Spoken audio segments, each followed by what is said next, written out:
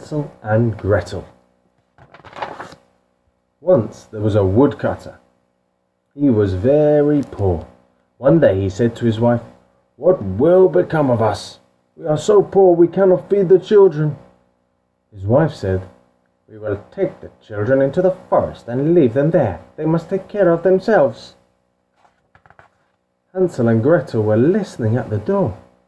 Gretel began to cry. "What will become of us?" she said. "Do not cry," said Hansel. "I will look after you." When it was dark, Hansel went into the garden. He filled his pockets with pebbles. Then he went to bed. The next day the woodcutter took the children into the forest. His wife gave them both a piece of bread. Hansel's pockets were full of pebbles.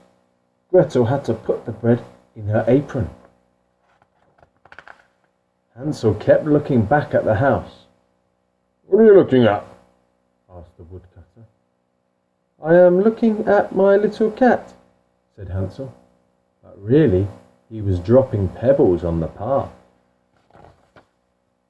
When they were deep in the forest, the woodcutter made a fire. "Sit and rest," he said to Hansel and Gretel.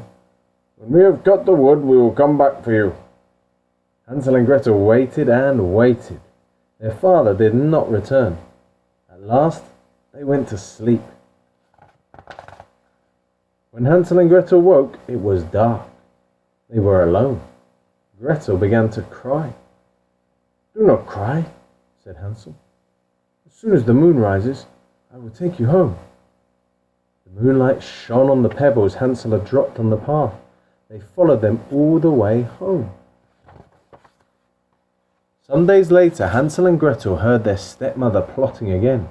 When she was asleep, Hansel went to fill his pockets with pebbles. The door was locked. He could not get into the garden. Gretel began to cry. "Do not cry," said Hansel. "I will think of something."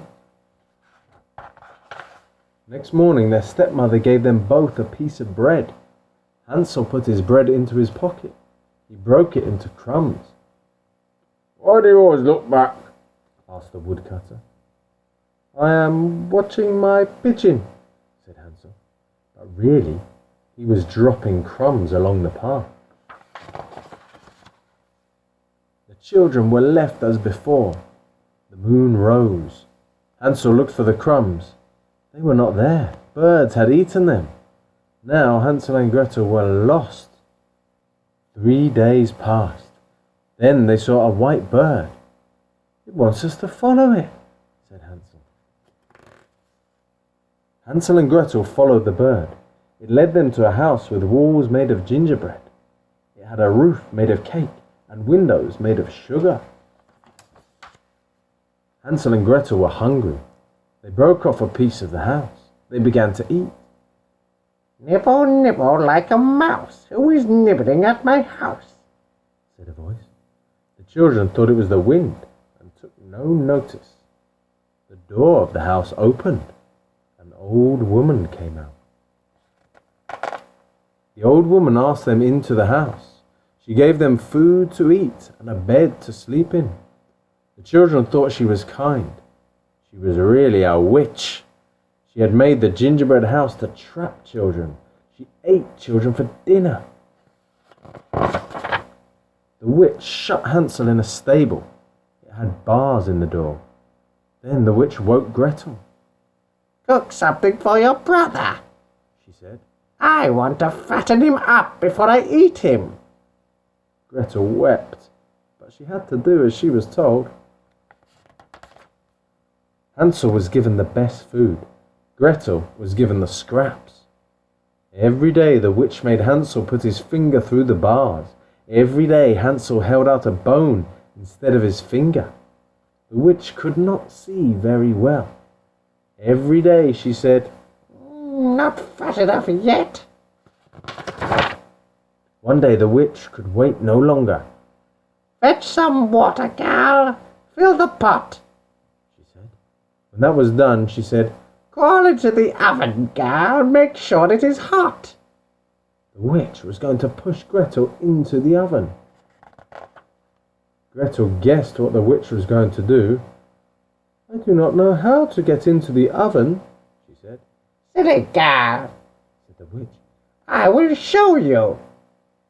Gretel stood behind the witch. She pushed the witch into the oven door. She closed the door. It only took a moment to free Hansel. They filled their pockets with treasure from the witch's house. Then they set off to find their way home. A white duck took them part of the way. At last, they came to a part of the forest they knew. Soon they saw their own house. The woodcutter was very glad to see them. He told them their stepmother was dead. They sold the treasure, and the three of them lived happily ever after. The end.